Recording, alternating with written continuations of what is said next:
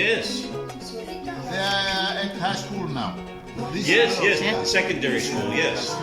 But we have a good friend that owns a paint store in New Zealand, Yeah. and he packaged a whole bunch of lollies over there. Oh.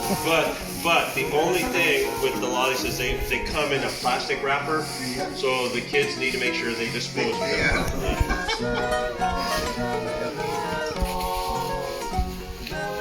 He actually stored the books for us for 2.5 years while we waited. Yes, it was very nice. So, and these are obviously the lollies, but we let you distribute them amongst all the kids in the village. And these are like, you hold that? It's heavy. It's heavy. You hold that? You want to hold that? You can hold that. Everybody holds one. Everybody holds one. And then look over here and we'll take a picture.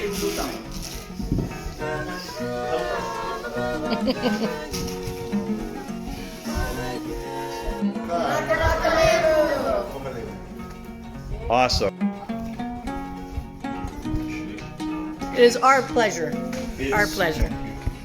It's not a lot, but it's something we can do. It's something we can do to be able to.